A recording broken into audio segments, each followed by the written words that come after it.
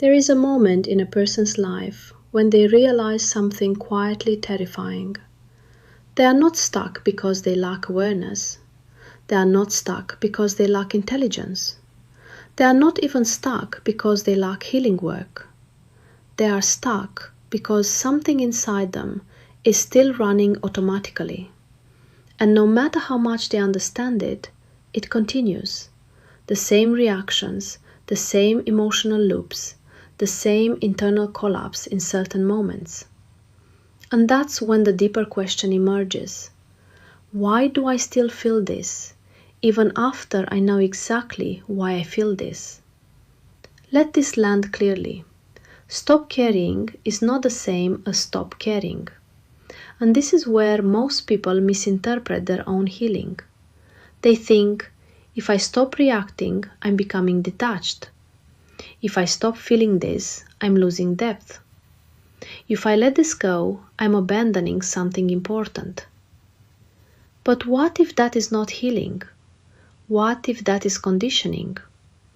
Most people are not struggling with lack of insight. They already know where it comes from, why it happens, what triggers it, what pattern is repeating. They can describe their psychology with precision.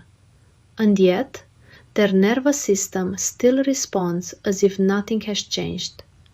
Because insight does not equal transformation. Insight lives in the thinking brain. Patterns live in the emotional brain. And those two systems do not update in the same way. Let's make this simple. Your brain is not just storing memories as stories.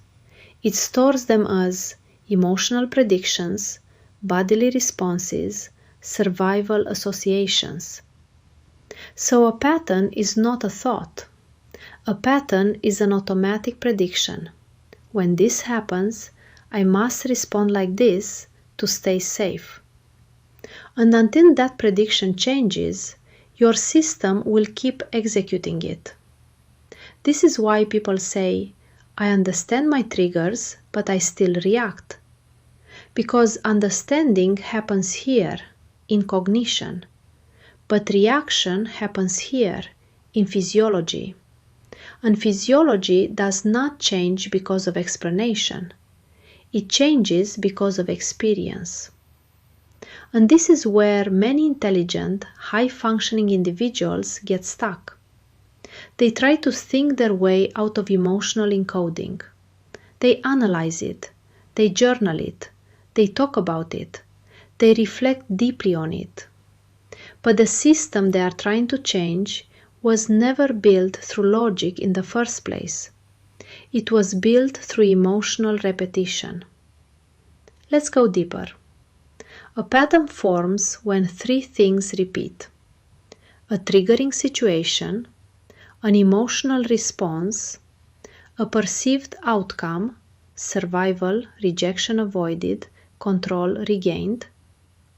The brain then concludes, this response works, store it. And from that moment on, it becomes automatic. Not because it is true, but because it once worked. So when people try to change patterns, they usually do this. They suppress the reaction.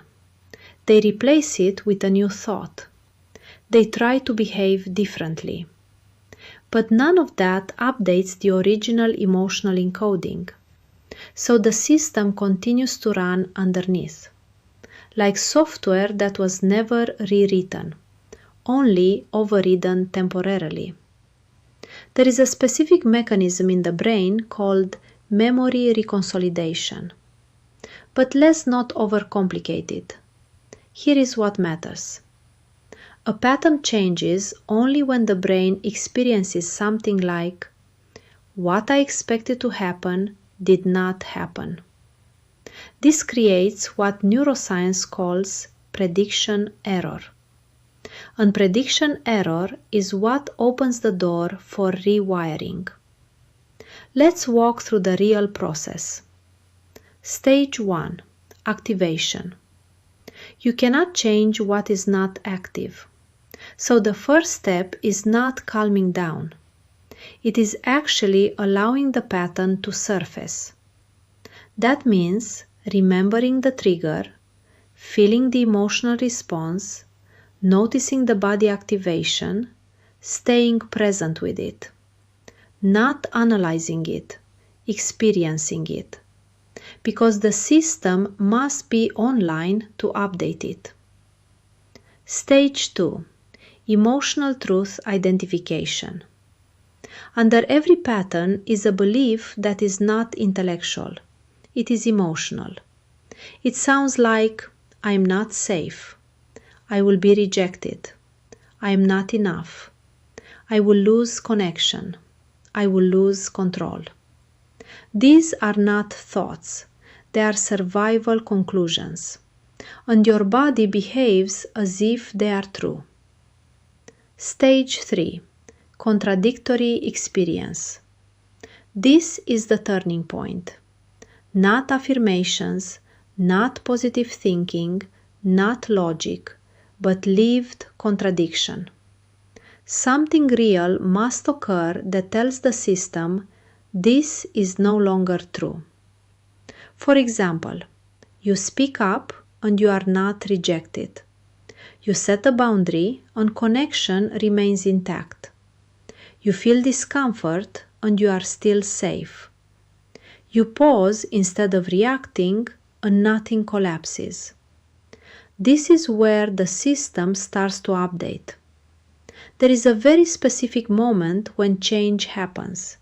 It is subtle. It is quiet. It is often missed. This is not intellectual. This is biological. So remember this. Stop caring is not the same as stop caring. Letting go is not indifference. It is no longer encoding pain as identity.